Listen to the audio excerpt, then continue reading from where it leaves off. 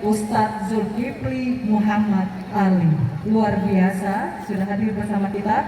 Langsung saja akan kita dengarkan tausiah yang akan disampaikan oleh Ustadz Zulkifli Muhammad Ali. Kami persilakan.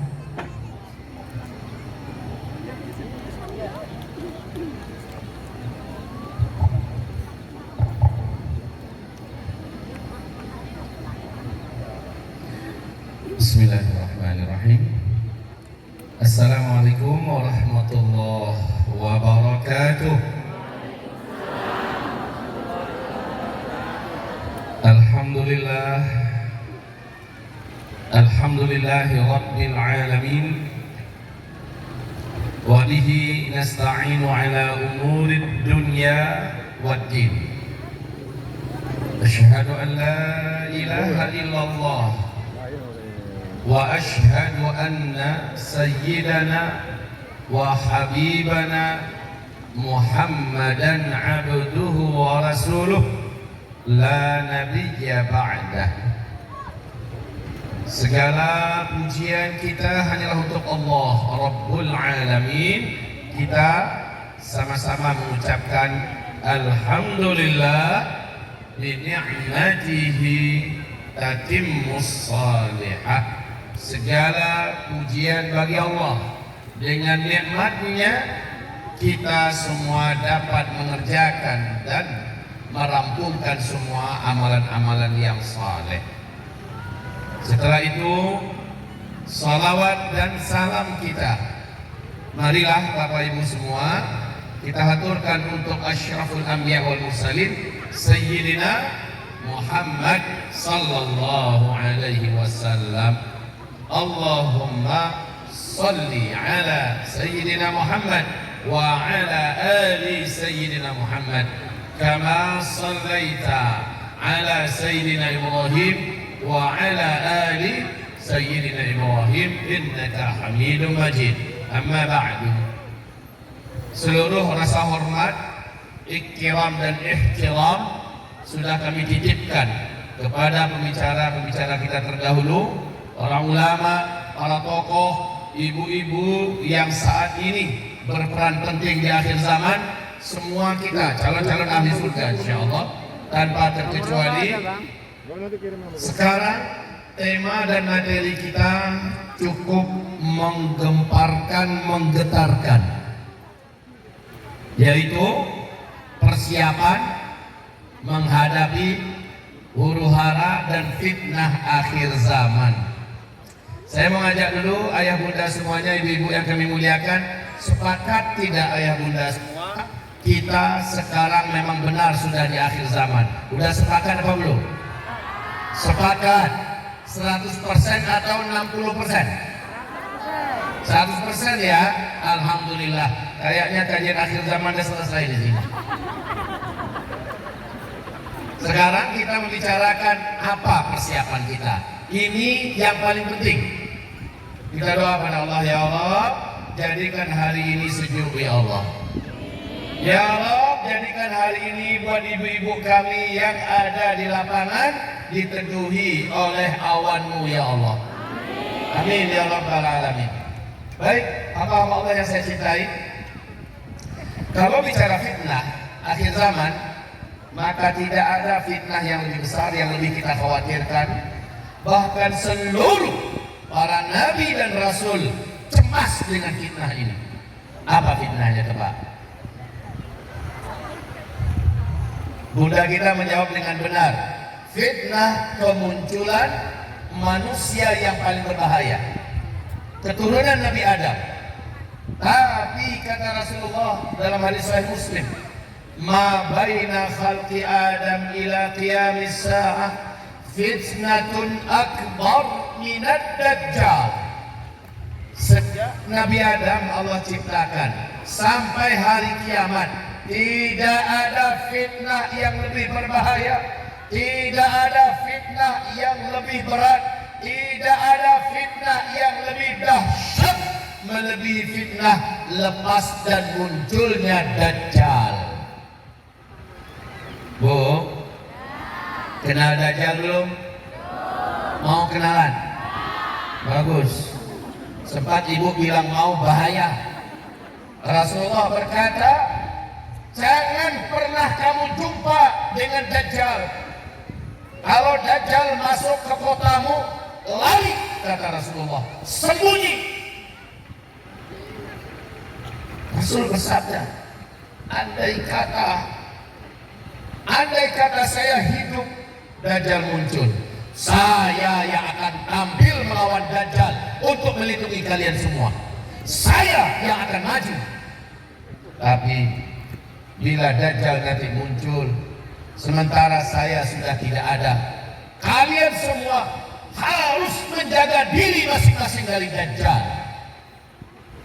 Ayah, bunda, bapak, ibu, saudara-saudari sekalian, kita cerita Dajjal nih. Memangnya Dajjal itu kapan munculnya? Apa bahayanya Dajjal? Saya singkatkan saja. Dajjal muncul, seluruh setan dan jin satu bumi di bawah pimpinan iblis bersatu dan merapat dengan Dajjal, siap mengerjakan apapun instruksi Dajjal. Udah kebayang bahayanya. Seluruh setan satu muka bumi, satu muka bumi. Setan atau jin udara, jin angin, jin darat, jin laut, jin tanah, jin hutan, seluruhnya bersatu gabung dengan Dajjal. Kita bisa bayangkan kesaktian macam apa yang tidak lengkap sama Dajjal. Lengkap. Rasulullah bersabda, ketika Dajjal datang, kalian pada saat itu dalam kondisi putus asa hidup. Air sudah lama tidak turun dari langit. Bumi tandus, gersang kemarau ekstrim melanda kalian. Makanan langka, minuman susah. Kalau ada mahalnya tak terkira. Sampai-sampai duit yang ada di tangan kamu jadi tidak ada harganya. Orang pada saat itu saking putus asanya hidup, brutal Pak. Saking putus asanya hidup, tetangga menjadi jahat. Lalu tetangga mendatangi tetangganya yang lain. Demi sepotong roti yang ada di tangan tetangga, tetangga ini rela membantai satu keluarga itu demi sepotong roti. Saking laparnya orang saat itu.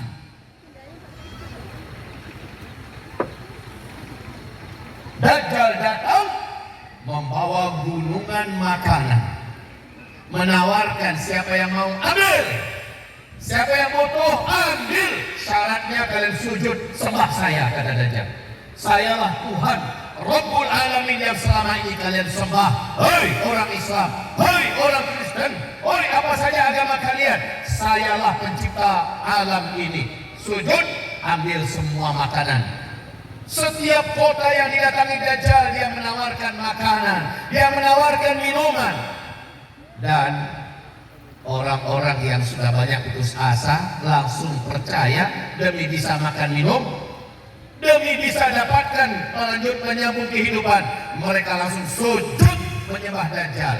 Sabda Rasul, siapa yang beriman kepada Dajjal, walaupun Dajjal nanti pergi meninggalkan negerinya, kotanya, dia akan tetap kafir kepada Allah dan dia tidak akan pernah kembali kepada Islam. Dia akan kekal di neraka Jahannam selama-lamanya. Na'udzubillah. Na'udzubillah. Sabda Rasul, jangan pernah jumpa Dajjal. Nanti akan ada seorang lelaki dari umatku yang merasa imannya sangat kuat dan dia yakin imannya tak akan berubah kalau dia jumpa dengan Dajjal. Sangat pede dia keluar dari persembunyiannya untuk jumpa dengan Dajjal, untuk berdebat dengan Dajjal. Tapi kata Rasulullah, ketika dia melihat Dajjal, Dajjal melihat ke arahnya, kemampuan, kesaktian, kekuatan, sihir, hipnotis yang dimiliki oleh Dajjal menyebabkan imannya menguap, hilang dari dadanya. Dia langsung sujud menyembah Dajjal, kafir kepada Allah. Walaupun Dajjal sudah meninggalkan negerinya, dia tetap kafir sampai dia mati dan dia kekal di neraka Jahannam selama-lamanya. Na'udzubillah minad Dajjal. Oleh karena itu, tidak ada orang yang tahan berhadapan dengan Dajjal. Bu, Utsman, Zulkifli, Muhammad Ali, seandainya Dajjal lepas sekarang, pasti Zulkifli Muhammad Ali murtad kepada Allah. Saking kuatnya Dajjal ini, saking hebatnya Dajjal ini.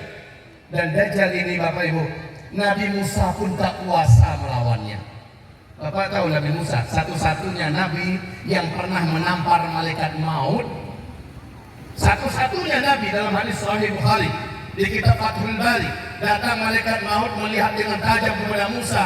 Musa mendekatinya. Apa kau lihat dia? Saya malaikat maut. Ngaku-ngaku malaikat maut kau, katanya. Pang! Lepas tulang ke rahangnya. Tapi Musa itu pukulannya memang KO di tempat, Pak. Satu kali pukul mati orang di tempat. Sekarang malaikat maut natap dengan tajam kepada Musa. Siapapun yang dilihat malaikat maut merinding. Siapa saja yang dilihat oleh malaikat maut merinding, rasa hawa kematian mendekati. Nabi Musa dia ditatap dengan tajam, malah Nabi Musa yang mendekatinya. Apa kau lihat? Saya malaikat maut. Nabi Musa tak percaya, ditampar, lepas. Lalu malaikat maut naik balik ke langit, lapor kepada Allah. Ya Rabb, Engkau utus hamba kepada orang yang tidak menginginkan kematian. Apa kata Allah Subhanahu wa taala? Lalu Allah memperbaiki keadaan malaikat maut, lalu disuruh kembali. Datanglah kepada Nabiku Musa alaihissalam, bawa tanda bahwa engkau memang adalah resmi malaikatku. Turun malaikat maut, jumpa lagi dengan Nabi Musa. Apa kata Musa? Kamu lagi. Apa kata malaikat maut? Jangan emosi Musa. Nih saya resmi, ini surat resminya dari Allah. Kau lihat wajah saya sudah baik kembali karena Allah yang memperbaiki. Hai Musa, saya asli malaikat maut. Barulah Nabi Musa berkata, please brother forgive me. Ngaku Nabi Musa memang ini asli malaikat maut. Lalu akhirnya Nabi Musa minta maaf. Dan apa kata malaikat maut? Enggak apa-apa, saya sudah maafkan. Sekarang wahai Musa, saya udah datang nih. Apa kata Nabi Musa? Udah nyampe di jadwal saya sekarang. Benar wahai Musa. Lalu kamu cabut nyawa saya? Betul, kalau kau izinkan. Istimewanya Bu, hanya para nabi dan rasul yang dikasih tahu duluan oleh malaikat maut. Ya, saya malaikat maut, nyawamu sekarang mau saya cabut. Tapi kalau diizinkan. Kalau tidak, Allah menitip pesan kepadamu wahai Musa. Bila engkau ingin nyawamu ditambah, umurmu dipanjangkan, silahkan kata Allah hai Musa. Tempelkan telapak tanganmu di tubuh lembu. Seberapa banyak bulu yang terhimpit oleh telapak tanganmu, perhelai bulu itu, nyawamu Allah tambah 1 tahun lagi. Monggo hai Musa, jika engkau ingin diperpanjang umur, silahkan, Allah perintahkan begitu. Apa kata Nabi Musa? Dan Nabi Muhammad berkata ya, seluruh Nabi Allah ditawarin oleh malaikat maut begini, mau perpanjang umur nggak, mau tambah waktu nggak? Dan seluruh Nabi menolak, termasuk Nabi Muhammad juga ditawarin, Pak, mau tambah umur dari Muhammad. Nabi Muhammad juga menolak. Persis seperti kata Nabi Musa, demi Allah, waktu pertemuan dengan Allah yang macam ini yang saya rindukan. Masa bila waktunya sudah datang, saya minta perpanjangan waktu? Tidak, demi Allah, pertemuan dengan Sang Maha Kekasih yang sudah lama-lama dinantikan sekarang datang, mau diperpanjang? Tidak, hai malaikat maut, ambil nyawa saya. Bila memang jadwalnya sekarang, cabut sekarang. Begitu Bu. Musa yang begitu kuat tidak mampu melawan Dajjal. Siapa Dajjal ketika itu? Samiri. Ya, Samiri. Dalam Al-Quran Allah ceritakan bagaimana Samiri tidak bisa apa-apa kalau Nabi Musa. Padahal Samiri inilah yang mengajak kaumnya menyembah patung lembu yang berbalutkan emas. Sendiri yang ngajak. Ketika Musa datang marah kepada Harun, marah kepada kaumnya, tapi pada Samiri tidak bisa mengapai. Lalu kata Musa, pergilah kamu. Umar bin Khattab, sejazirah Arab orang takut dengan Umar, takut orang dengan Umar. Tapi ketika sosok lelaki yang diyakini oleh Umar bin Khattab adalah Dajjal nampak oleh Umar, ini Rasulullah, ini Umar. Umar langsung hulus pedangnya. Dan ya Rasulullah, izinkan saya ya Rasulullah. Kata Rasul, kamu mau ngapain? Itu Dajjal. Saya yakin dia Dajjal. Ini adalah Ibnu Sayyad ya, sosok orang itu namanya Ibnu Sayyad. Satu-satunya orang di zaman Nabi yang bentuknya mirip Bu. Mirip dengan Dajjal. Badannya, rambutnya, dan dia juga memiliki kemampuan unik. Dia tidak pernah mau dekat dengan para sahabat, tidak mau merapat dengan Rasulullah. Dia hanya mengintai-intai dan memata-matai dari jauh. Setiap kali didekati dia bisa berkelebat. Begitu cepat dia berkelebat. Dan ini kemampuan yang manusia tak punya. Makanya Umar yakin, banyak sahabat yang yakin ini adalah Dajjal. Makanya Umar hulus pedangnya. Ya Rasulullah, izinkan saya membunuh orang ini. Kata Rasul, wahai Umar, jika dia memang asli Dajjal, bukan kamu yang sanggup melawannya. Kamu bukan apa-apa di mata Dajjal. Umar yang begitu perkasa, Umar yang begitu kuat, Umar yang sangat ditakuti. Kamu bukan apa-apanya dibandingkan Dajjal, bukan kamu lawannya. Jadi Dajjal ini kemunculannya di akhir zaman tak bisa dikalahkan oleh apapun, oleh siapapun. Yang bisa menghabisi Dajjal adalah Nabi yang ke-24 yang Allah bawa ke langit dunia, disimpan di sana dengan roh dan jasadnya. Nanti ketika Dajjal keluar, Dajjal sudah keliling seluruh dunia. 2/3 penduduk manusia yang ada di muka bumi berhasil dimurtadkannya, menyembah Dajjal. Maka ketika itu barulah Allah turunkan Nabi Isa. Nabi Isa lah yang mampu membunuh Dajjal. Itu kisah singkatnya. Nah, masalahnya sekarang ketika Dajjal muncul, orang dalam keadaan putus asa hidup. Orang sudah mendengar bahwa di mana-mana Dajjal datang, orang-orang yang ada di negeri itu dapat makanan dan minuman. Negeri yang disuburkan oleh Dajjal. Dari langit dia bisa turunkan hujan. Hewan ternak dan bahkan manusia pun dibangkitkan oleh Dajjal. Demi Allah, wahai bapak ibu yang kami cintai, akhirnya banyak orang percaya ini memang Tuhan. Ini memang Tuhan. Wahai bapak ibu yang kami muliakan, selanjutnya Dajjal yang terlaknat saat dia muncul, dia hanya akan datang di kota-kota besar saja. Ke kampung ini, kampung Quran ini datang nggak Dajjal? Datang tidak? Tidak. 100% nggak akan datang Ustaz. Ustaz sudah milih pesantren tepat sekali, kampung Quran. Nggak akan datang dia kembali. Tapi maaf, dia datang hanya di tengah kota. Namun tim sesnya Dajjal sudah mengumumkan terlebih dahulu bahwa Tuhan yang Maha Agung akan datang ke kota kita pada tanggal hari jamnya, dari jam ke jam. Siapa yang mau dapat datang ke itu diumumkan. Lah sementara orang-orang di kampung-kampung, di dusun-dusun, di pelosok-pelosok, di lembah-lembah, bahkan yang di gunung-gunung, yang imannya tak ada, dia akan merapat segera ke titik di mana Dajjal akan datang untuk mendapatkan makanan, minuman, dan menyaksikan atraksi yang belum pernah ada terbuat oleh manusia di tangan manusia. Langit dirobahnya dengan tangannya, mendatangkan awan, bumi disuburkannya dengan hujan buatan. Kemudian orang-orang yang mati dibangkitkannya. Padahal kata Rasulullah, semua orang yang mati itulah setan yang muncul, bukan dulu orang yang dikuburkan di sana. Pertanyaan sekarang, kapan Dajjalnya muncul, Bu? Kapan? Halo? Sebentar lagi. Sebentar lagi ya Bu ya. Ibu kok tahu sebentar lagi? Siapa yang ngasih kabar? Mungkin siapa tahu ibu di belakang kami tahu Bu kapan Dajjalnya muncul? Masya Allah, mungkin Bapak yang di atas ada yang tahu Pak kapan Dajjalnya muncul? Jawabannya Allahu a'lam, Allah yang Maha tahu, tapi ada tanda-tandanya. Saya mau sampaikan tanda-tanda ini. Bu, di dalam hadis sahih Imam Muslim diceritakan oleh Bunda Fatimah binti Qais. Dalam hadis ini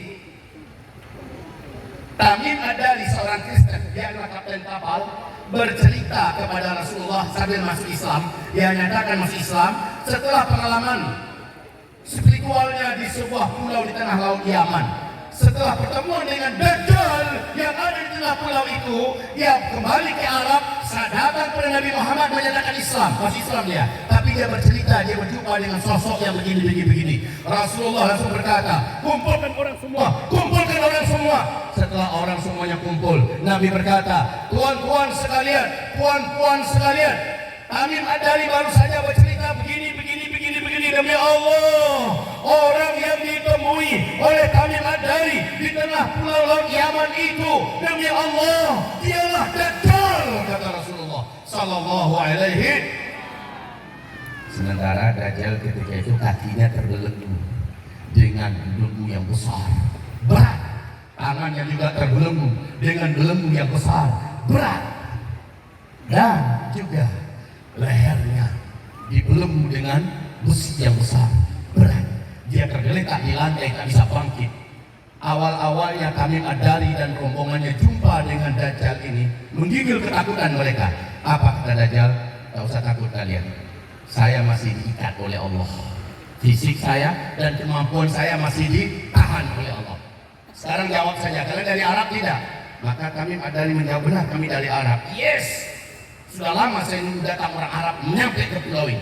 Sekarang jawab ya, sudah muncul belum orang yang ngaku Nabi terakhir? Dia ummi dari Arab, namanya Ahmad atau Muhammad. Tamim Ad-Dari menjawab, oh sudah. Senangnya luar biasa Dajjal ini. Kalau begitu tak lama lagi katanya. Lalu dia bertanya, apakah kalian kenal dengan Danau Tiberias?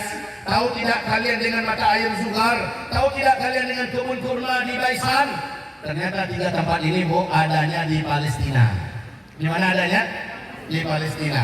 Tamim Ad-Dari menjawab, tahu. Emangnya kenapa? Sekarang jawab ya. Danau Tiberias airnya udah susut apa belum? Mata air Zuhar mata airnya sudah kering apa belum? Kebun kurma di Baisan masih berbuah atau sudah tidak berbuah lagi? Jika 3-tiganya sudah terjadi, saya lepas. Saya sudah lepas. Ini pertanyaan yang menggemparkan dan menakutkan. Dan Tamim Ad-Dari waktu itu menjawab, adapun Danau Tiberias airnya sekarang masih banyak. Dan mata air Zuhar, penduduk dan warganya makan minum dan cocok tanam mereka dari mata air itu. Dan kebun kurma di Baisan masih banyak buahnya. Dajjal berkata, lihatlah sebentar lagi semuanya akan berakhir. Saat itu tandanya saya sudah lepas. Bu, Bapak, saya sudah diberangkatkan Allah ke Palestina 2019. Saya bawa 95 orang jamaah dari Jabodetabek. Orang-orang yang memang rindu dengan Masjidil Aqsa, sekaligus melihat 3 tempat yang tadi kita ceritakan yang ada di Palestina. Bapak Ibu yang kami muliakan, sesampainya kami di Yordania, kami pun melalui darat berkunjung ke makam para nabi-nabi. Lalu kami berkunjung ke Gua Pemuda Kahfi. Setelah selesai, langsung kami lewat darat masuk ke Palestina. Gerbang masuk itu dipegang dan dikuasai oleh Israel penjajah. Singkatnya, kami diizinkan oleh Allah lancar masuk ke Palestina. Lalu kami ambil hotel di sebelah Masjidil Aqsa. Puaslah kami 5 hari 5 malam, sholat subuh sampai isya di Masjidil Aqsa. Alhamdulillah. Setelah itu baru tujuan utama. Setelah sholat selesai, kami berkunjung ke Danau Tiberias. Tahu tidak Bapak Ibu apa yang kami saksikan? Saat kami datang, kawasan itu panasnya nggak karu-karuan, kayak di tepi tungku api gitu panasnya. Sebentar saja menghitam kulitnya. Lalu guide berkata, dulu beberapa tahun yang lalu danau ini tepiannya di sana katanya. Sekarang sudah terus menyusut sampai air untuk warga dan masyarakat yang selama ini dari danau itu sudah diambil dari air laut yang disuling. Saking susutnya Danau Tiberias. Kemudian kami pun naik kapal dan keliling di atas Danau Tiberias. Setelah itu saya berkata, Pak, bawa kami ke mata air Zuhar. Kami ingin melihat langsung air itu bagaimana kondisinya sekarang. Kata beliau, tujuanmu apa? Tujuan kalian apa? Ngapain juga ke sana? Mata air Zuhar itu sudah 2 tahun ini tidak lagi mengeluarkan air walaupun 1 tetes. Kami terkesima, ya, terkejut mendengarkan itu. Terus kalau begitu bawa kami ke kebun kurma Baisan. Ini dekat perbatasan Yordania. Ah baik katanya. Kemudian kami pun melanjutkan perjalanan, sampailah kami di kebun kurma Baisan. Kebun ini biasanya buahnya lebat, pohonnya cantik, rindang. Tapi ketika kami sampai, yang tua-tua sudah pada mati, yang muda-muda dimakan rimbang dan dimakan kumbang. Ya, banyak rusak buahnya. Kami benar-benar mendapatkan ainul yakin, 3 tanda bahwa Dajjal telah dilepaskan di Palestina. Betul-betul sudah terjadi. Inna lillahi wa inna ilaihi. Maka Bapak Ibu, kata Rasulullah, kalau Dajjal sudah dilepaskan, ada jeda 40, kata Rasul. Dajjal waktu dia dilepaskan dengan dia muncul ke tengah manusia, ada jeda waktu 40. Nah, Nabi ditanya 40 hari kah?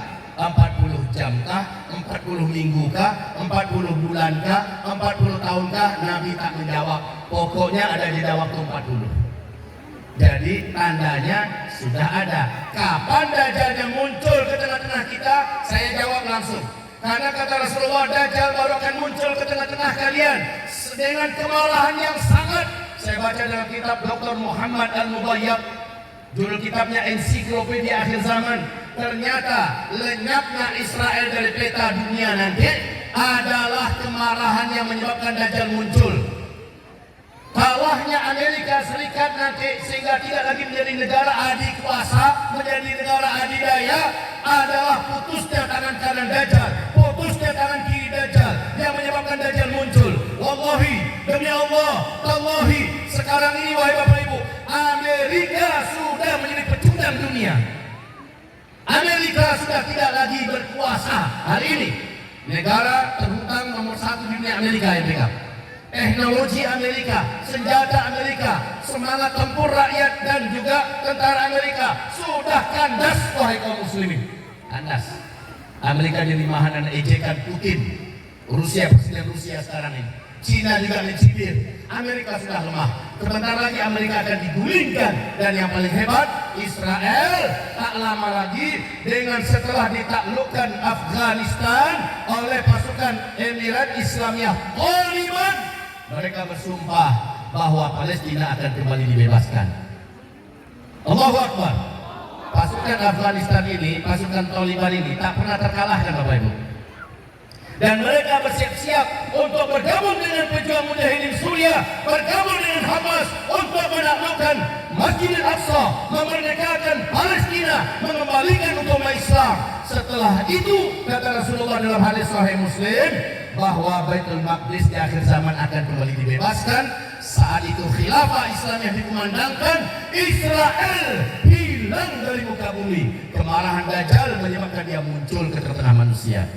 Baik Bapak Ibu yang kami muliakan, lalu kalau begitu apa yang harus Bapak Ibu lakukan sekarang? Kalau memang Dajjal sudah dekat munculnya. Jadi saya tidak heran, perang dunia ketiga adalah salah satu dari kerjaannya Dajjal. Virus COVID yang berhasil meluluhlantakkan ekonomi dunia. Virus COVID ini kerjaan kaki tangannya Dajjal.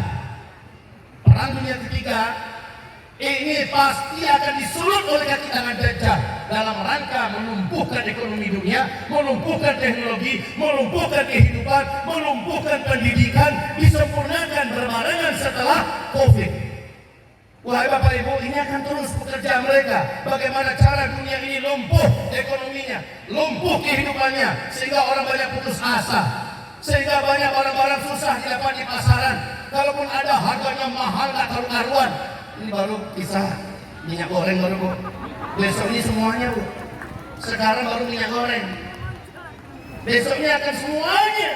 Dan itu memang diprogram oleh kaki tangan Dajjal. Wahai Bapak Ibu yang kami muliakan, persiapan kita apa untuk menghadapi kemunculan mereka? Maka salah satu di antara persiapan yang paling serius yang selalu saya ajak kaum muslimin di mana-mana, satu, wahai kaum muslimin, satu, perhatikan baik-baik Ibu, karena mungkin saja ini pertemuan pertama dan terakhir bersama saya. Tadi Ustaz kita bilang jangan sampai yang terakhir ya, kata beliau. Saya katakan ini mungkin pertemuan terakhir bersama saya. Pertama sekaligus terakhir. Emang beliau mau kemana? Gak kemana-mana sih. Saya akan ngetem ngurusin pondok pesantren. Saya sudah berazam bertekad Ustaz. Akhir Maret ini adalah dakwah keliling Nusantara. Dan saya akan kunci diri saya ngurusin pesantren, mempersiapkan lahan dan lokasi untuk perkampungan peradaban uzma, kampung akhir zaman. Kenapa begitu? Kalau nggak diseriusin, waktu udah makin dekat. Kalau nggak diseriusin, waktu udah makin dekat. Jadi saya katakan April ke atas saya akan fokus di pesantren. Kalaupun terpaksa saya harus keluar, tak boleh lebih dari 3 hari dalam 1 bulan. Selama ini Jumat, Sabtu, Ahad saya keluar Bu. Jumat, Sabtu, Ahad berbeda-beda provinsi saya keluar. Setiap minggu Jumat, Sabtu, Ahad saya keluar. Nah ini dengan azam yang sudah bulat, hati yang sudah tekad, mental yang sudah dipersiapkan dari jauh-jauh waktu, saya berazam tak ada lagi menyapa umat kecuali melalui Uzma Media TV channel kita punya, melalui Instagram, ya melalui FB kita, IG kita, ini semuanya ada, tolong dibuka saja. Saya akan menyapa Bapak Ibu melalui dunia maya, melalui menggunakan internet, mumpung masih ada internetnya. Kalaupun terpaksa, saya harus datang lagi, buat acara yang hebat macam ini, saya akan datang. Buat acara yang keren, maka saya akan datang. Saya akan sapa umat insya Allah Ta'ala. Namun itu juga dengan perhitungan yang sangat tajam. Seperti saya katakan pada asisten saya, kalau tidak urgen amat, kalau tidak penting amat, jangan ada jadwal kita di luar. Afwan ya Ustaz, membuat kaget Ustaz yang kita cintai, para guru-guru dan tokoh-tokoh warga masyarakat kita. Ini Bapak yang sudah berkiprah lama di tengah warga masyarakat. Mungkin ke depan bila butuh didampingi oleh para ulama, maka mudah-mudahan ulama-ulama yang lurus, ulama-ulama yang baik merapat dengan beliau, ikut mendampingi program-program keumatan yang strategis di akhir zaman. Amin. Baik Bapak Ibu, hamba-hamba Allah yang kami cintai, kita lanjutkan. Jadi dengarkan baik-baik. Bisa jadi ini pertemuan the last meeting Abadas antara kita, Bapak Ibu, pertemuan terakhir kita. Buya kami doa pada Allah supaya ini ketemu lagi ke depan. Amin. Kalau tidak di dunia, di depan gerbang pintu surga Allah. Amin. Ya Rabbal Alamin. Lalu persiapan kita apa? 1. Nomor 1 persiapan Bapak Ibu adalah perkuat akidahnya, perkuat imannya, perkuat tauhidnya. Ini benteng terkuat nomor 1. Jangan sampai tidak belajar. Apa itu akidah yang benar? Apa itu tauhid yang lurus? Tolong belajar. Karena orang yang punya akidah yang benar, Dajjal tak akan mampu menguasainya. Kaki tangan Dajjal tak akan bisa menterornya. Dan dia tidak akan termasuk yang murtad di akhir zaman. Insya Allah Ta'ala. Yang pertama. Yang kedua, amalkan surat Al-An'am ayat 158. Setelah iman diperkuat, banyaklah amal soleh, khususnya amalan sunat Bu. Rajin puasa sunnah, rajin tahajud, rajin duha, zikir pagi dan zikir petang, kuatkan sedekah, hobilah baca Quran, upayakan bisa menghatamkan Al-Quran minimal 1 bulan 1 kali, ya, upayakan. Banyak amal soleh Bapak Ibu, karena amal soleh yang amalan sunnah itulah yang nanti datang menjadi pelindung. Sedekah Bapak Ibu tolong dibuat agak gila-gilaan sedikit di akhir zamannya. Sedekah Bapak Ibu untuk agama Allah buat agak ekstrim, karena sedekah di akhir zaman simpankan kepada Allah sebelum Allah datangkan bencana-bencana yang besar di muka bumi. Saat itu harta Bapak tak berguna lagi, tanah yang luas tak berguna lagi, duit yang banyak di rekening tak bisa lagi ditarik, karena Allah berjanji teknologi akan Allah hentikan mendadak secara tiba-tiba sebelum manusia melakukan persiapan. Semuanya sudah berakhir. Kalian pada saat itu tersulap kembali ke zaman batu. Kendaraan kalian kembali kepada kuda, kembali kepada tombak. Kalian perang kembali menggunakan pedang dan panah pada saat itu, saat orang sedang membangga-banggakan teknologi. Ini perang yang ada di Rusia dengan Ukraina sekarang Pak, makin tidak bisa dihentikan. Makin berjuang dunia agar berhenti perang, malah makin meluas. Sekarang negara-negara NATO seluruhnya mulai dari Amerika dan Eropa sudah memasukkan pasukannya dan duduk di Polandia. 150.000 pasukan dari NATO masuk ke Polandia. Senjata-senjata berat dikirim. Kemudian Iran juga mengirim oleh-oleh, rudal-rudal yang dilepaskan ke Iran, ya, dilepaskan ke Irak. India melepaskan rudalnya juga ke Pakistan. Rame. Cina ribut dengan Taiwan hari ini. Cina juga ribut dengan Filipina, dengan Jepang, dengan Brunei, bahkan dengan Malaysia. Dengan Indonesia saja yang Cina masih rukun aman.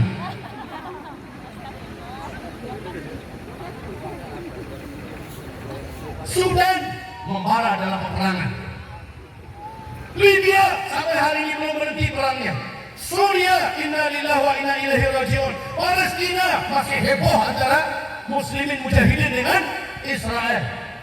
Sementara Eropa, Amerika mulai mau perang besar-besaran melawan Rusia. Kalau ini Pak terus berlanjut, saya yakin ini programnya masih Dajjal, kaki tangan Dajjal yang bergerak agar World War III ini terjadi. Perang dunia ketiga terjadi. Setelah itu orang akan hancur-hancuran Pak.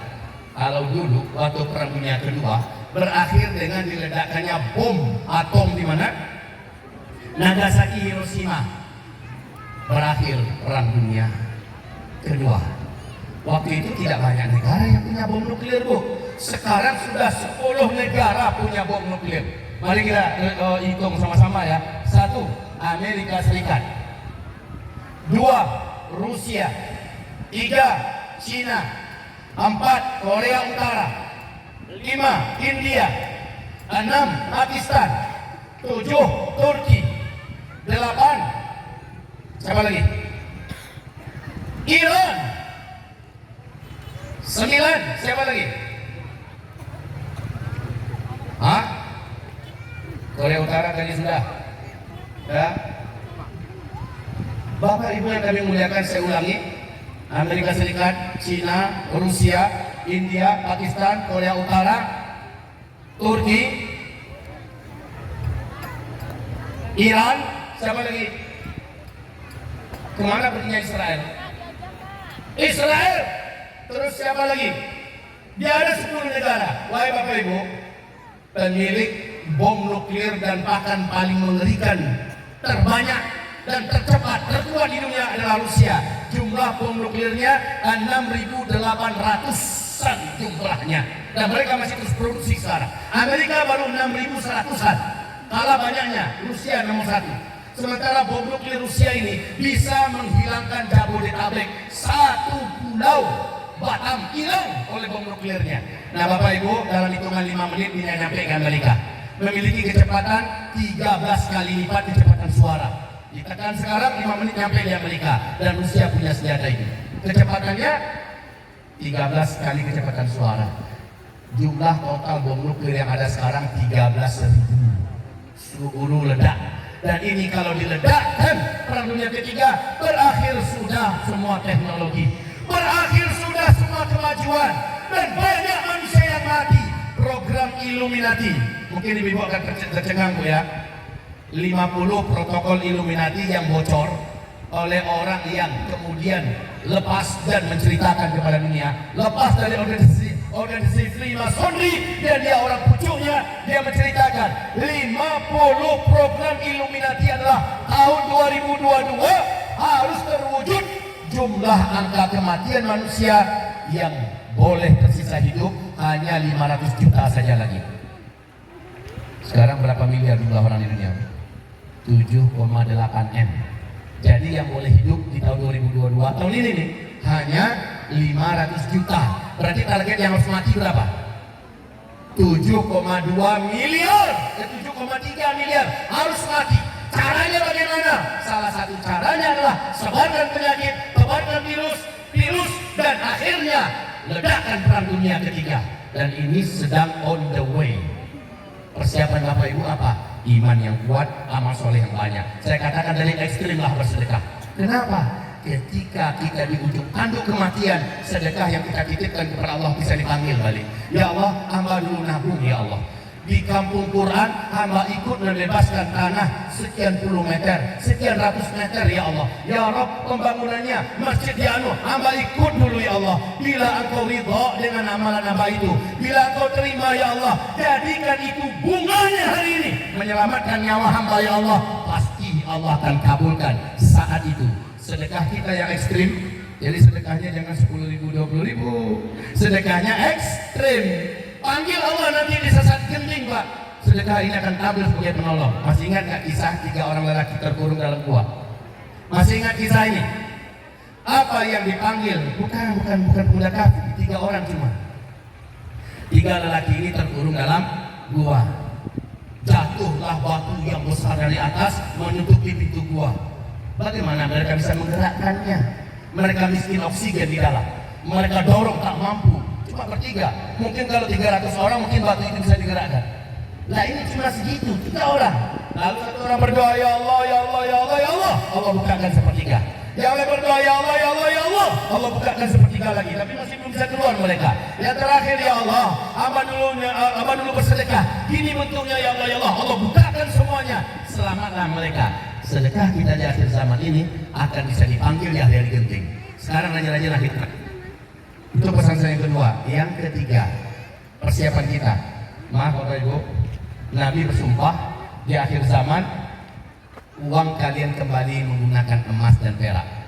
Di akhir zaman kembali menggunakan emas dan perak.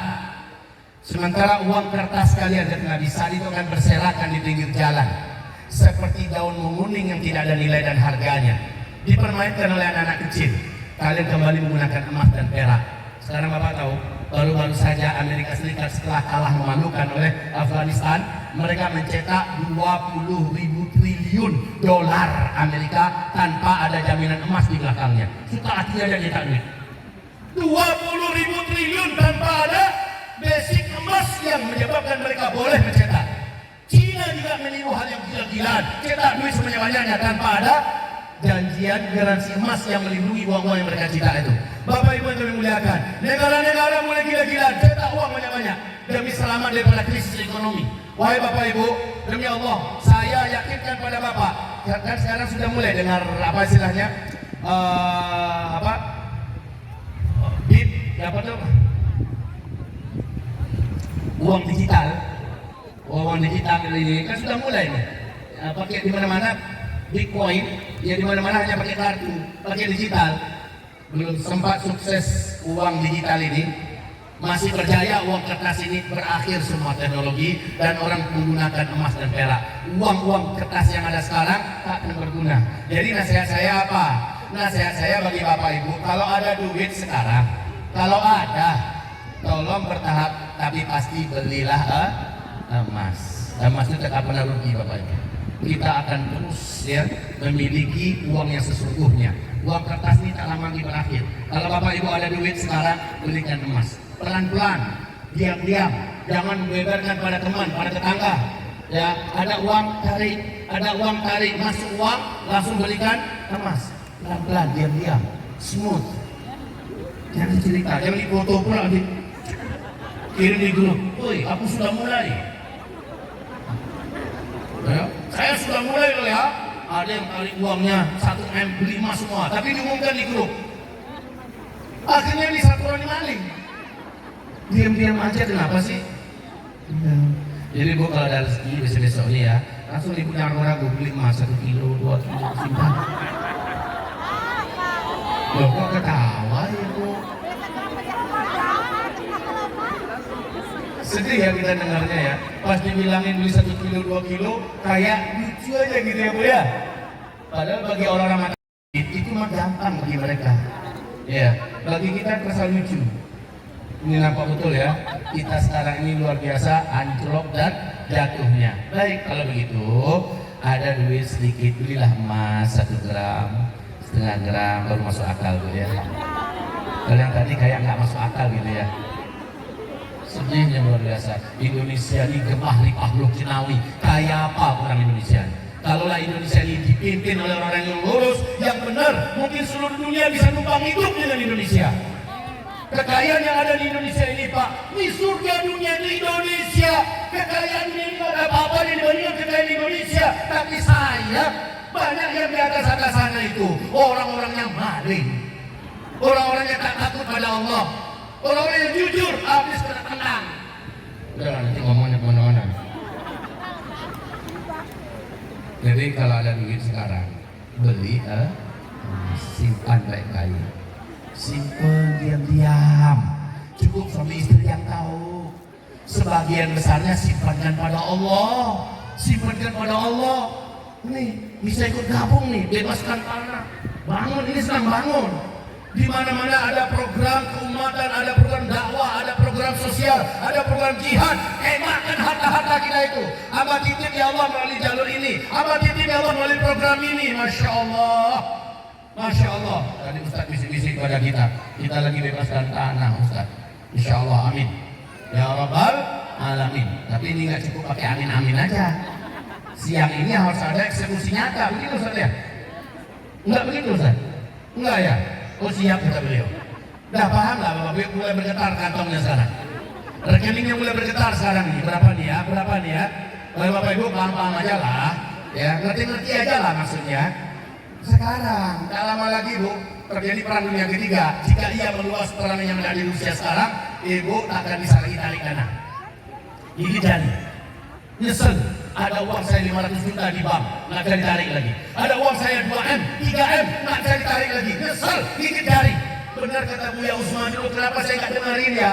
Kenapa saya tidak mengikuti nasihatnya ya? Sekarang saya kasih nasihat. Bisa jadi ini nasihat terakhir.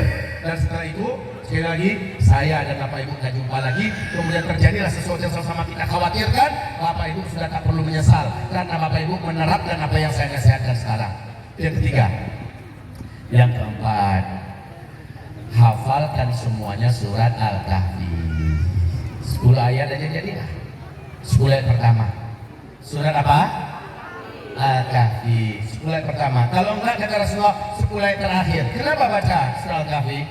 Dan setiap Kamis malam Jumat Bu, setiap Kamis malam Jumat Pak, ajak keluarga semua. Wajibkan pada mereka. Ini akhir zaman, detik-detik menunggu Dajjal keluar, baca surah Al-Kahfi.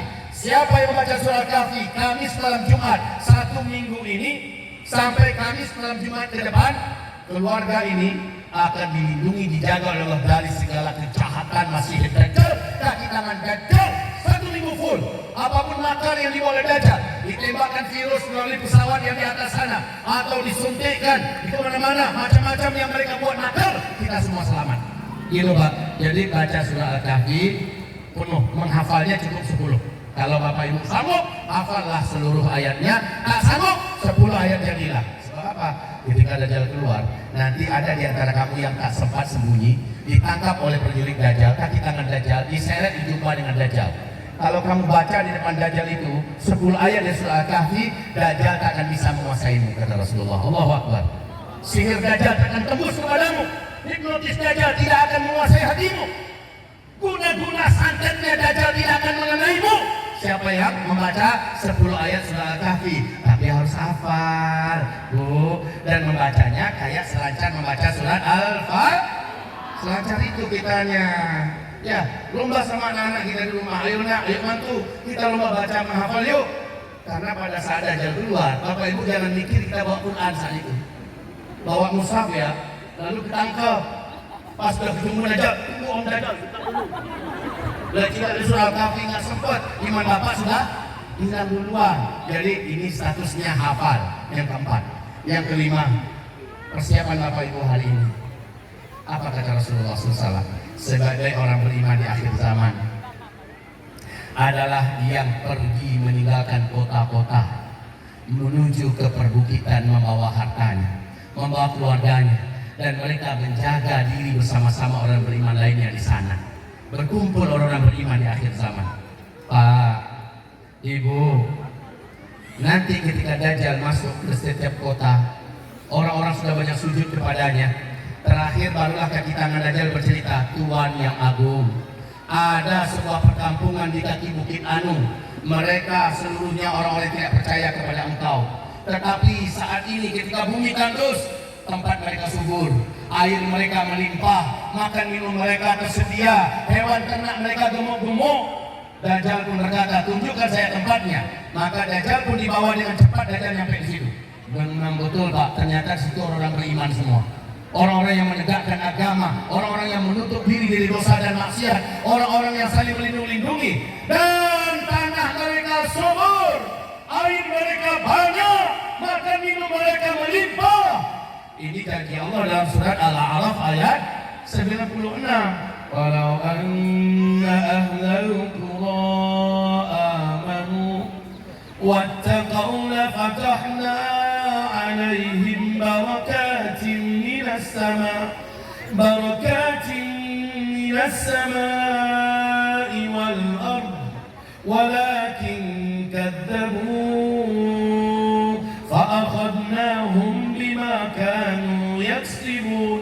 Artinya, bila orang-orang beriman sudah kumpul dan mereka sama-sama menjalankan perintah Allah, meninggalkan larangan Allah, kami jamin rezeki dari langit melimpah turun ke bumi, dan yang ada di bumi melimpah ruah yang ada di kampung itu menikmatinya. Jadi qura dalam ayat itu, walau anna ahlal qura. Qura itu jamak dari apa? Qaryah. Arti qaryah apa? Kampung. Bukan Madinah. Kalau Madinah kota, qaryah kampung. Qura kampung-kampung. Berarti saran saya kepada Bapak Ibu, ini kalau mau dengar ya, persiapkanlah komunitas orang-orang beriman yang tinggal di perbukitan, jauh dari kota, jauh dari laut, jauh dari kawasan gunung-gunung berapi. Kawasan itu ada sumber mata airnya, subur, bisa bercocok tanam di atasnya. Mulailah kapling-kapling tempat itu. Kemudian merapatlah, aja orang beriman. Yuk, kaplingan sudah siap. Kamu ambil satu. Kamu ambil satu. Kamu ambil satu. Setelah itu apa lagi? Setelah itu cepat bangun tempat itu. Syukur-syukur daerah itu ada pondok pesantrennya. Jadi sambil jalan atau pembangunnya sudah siap, sebelum kita sebelum kita ngumpul di sana, pesantren bisa memanfaatkan tempat itu dan mengalir pahalanya buat kita. Tapi kalau terjadi huru hara, kita harus lari meninggalkan kota. Sudah ada kawasan yang akan kita tuju. Ini ya pesan saya yang keberapa ini? Ini pesan saya yang kelima. Tolong Bapak Ibu indahkanlah nasihat ini, karena akan ada di mana kita butuh tempat tapi kita tak punya persiapan. Mendadak saja datang, wahai Bapak, Ustadz, Buya, tolonglah tampung kami di sini. Itu menjadi beban Bapak Ibu. Sebagusnya dari sekarang persiapkan. Dari sekarang, saya sebenarnya berharap Pak, setiap provinsi, gubernurnya, bupatinya yang mempersiapkan ini. Kawasan itu kawasan perbukitan, sumber airnya banyak. Kalaupun gunung bukan gunung yang aktif, ya kawasan itu dibebaskan di kapling-kapling, tinggal di sana. Tapi sebelum huru hara terjadi, jangan tinggal dulu di situ, tetap di kota. Aktivitas hari-hari kita jalan normal, pendidikan, kerja, ngajar, segala macamnya tetap di kota. Tapi ketika ledakan fitnah mendunia, tak bisa lagi untuk dielakkan. Kita sudah punya tempat di kawasan sudah disiapkan. Ngerti di sini Bapak Ibu? Paham di sini Bapak Ibu? Ini persiapan. Kalau Bapak mau mendengar, alhamdulillah. Ibu mau mengatakan alhamdulillah. Tidak juga terserahlah. Saya hanya sekedar menyampaikan. Jangan sampai nanti dikatakan nggak ada yang ngasih tahu kami. Allah datangkan Zulkifli Muhammad Ali dan ngomong di sini di depan ribuan orang salinha. Jangan sampai ada berkata nggak ada yang menyampaikan kepada kami. Demi Allah, saya sudah sampaikan. Bersaksilah Bu, Uzma sudah sampaikan apa belum? Bersaksilah Bapak, saya sudah sampaikan di depan Bapak Ibu apa belum? Kalau terjadi apa-apa, Bapak sudah siap-siap, Bapak akan bersyukur kepada Allah Subhanahu wa Ta'ala. Tapi kalau tidak ada persiapan, penyesalanlah yang akan Bapak Ibu telan. Siapkan dari sekarang, perkampungan akhir zaman. Tapi tolong jangan berniat bisnis di sini. Saya khawatir sudah banyak materi ini dimanfaatkan oleh pihak-pihak yang tidak beriman sebagai lahan bisnis. Dia buat kaplingan katanya kampung akhir zaman, lalu dia jual perkaplingannya, kemudian rakyat itu ditipunya, dia lari menghilang, dana diterima, kemudian tidak ada tanggung jawabnya. Jangan. Saya berharap kampung itu memang dikelola oleh orang beriman, ada ulama di tengah-tengahnya, prioritaskan ada satu lahan buat ulama, bangunkan rumah untuknya, pastikan ada masjidnya, fasilitas umumnya disiapkan, baru warga dipanggil. Sertifikatnya diurus. Bagi cepat sertifikatnya, bangun cepat dengan dana warga yang merapat di situ. Itu nasihat saya Bapak Ibu. Semoga ini didengar, semoga ini bermanfaat. Terakhir, nasihat saya, kalau ada duit, yang terakhir ini duit juga nih ceritanya. Kalau ada duit, siap-siaplah beli paspor dari sekarang. Buat paspor maksud saya. Buat paspor, persiapan berangkat umroh ke Tanah Suci terakhir kali. Kalau seandainya Bapak Ibu mengikuti berita, sekarang udah terbuka lagi nggak Arab Saudi? Terbuka lagi ya. Setahun 2 tahun kemarin gimana? Tutup. Kalaupun ada yang bisa masuk, susahnya minta ampun. Bukan susah ya, susah. Sekarang kebuka, tapi nggak lama nih. Kebuka ini nggak lama. Dengar aja nasihat saya, tak lama.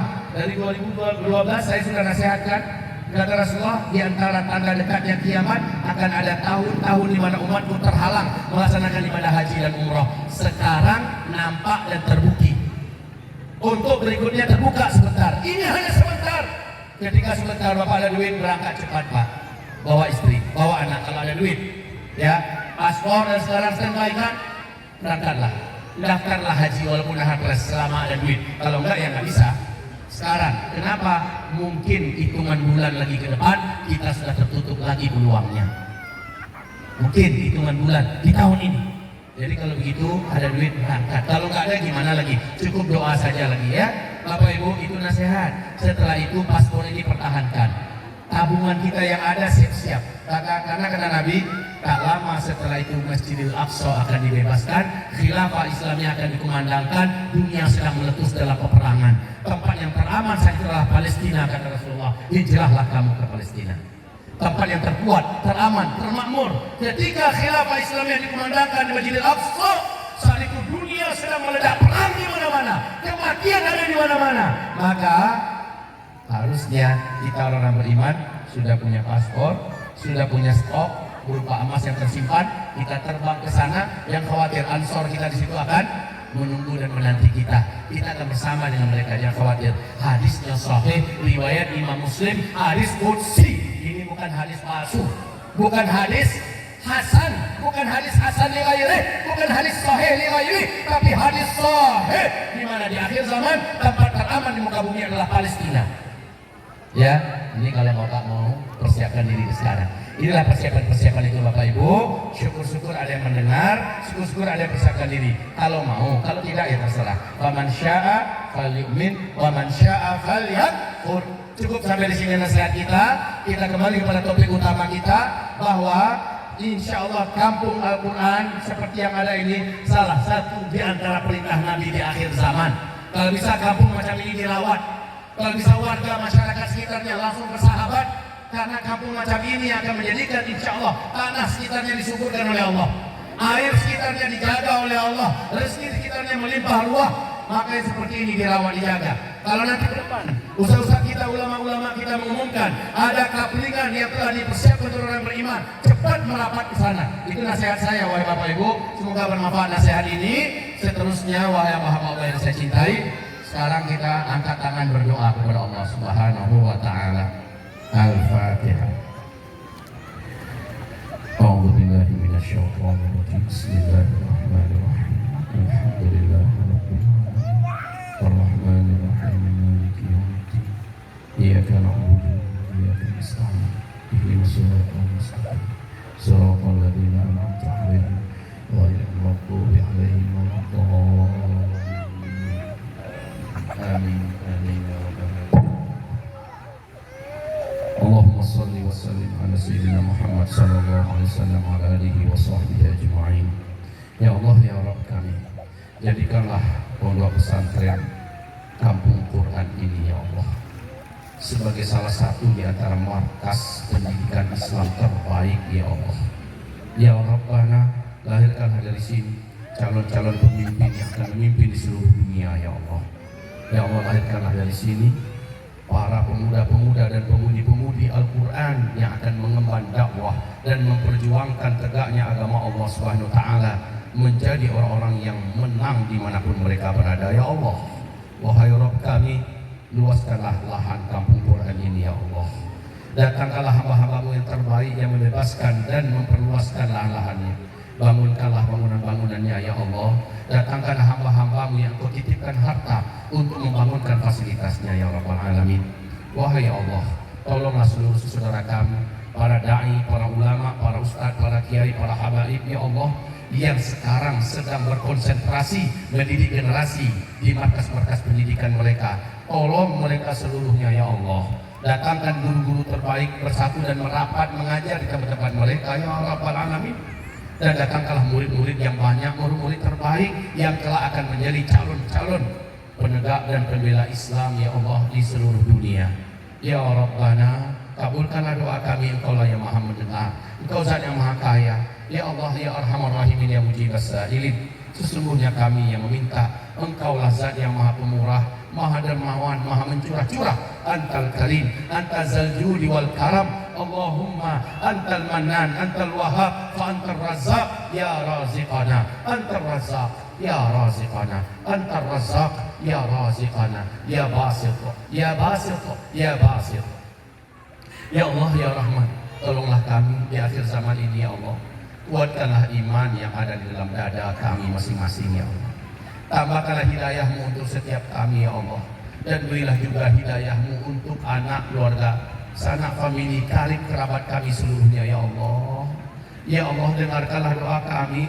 Jadikan kami seluruh yang ada di tempat dan di lokasi ini ya Allah mendapatkan rahmat-Mu yang sepenuh-penuhnya. Berkahilah setiap kami ya Allah. Berkahilah sisa umur kami.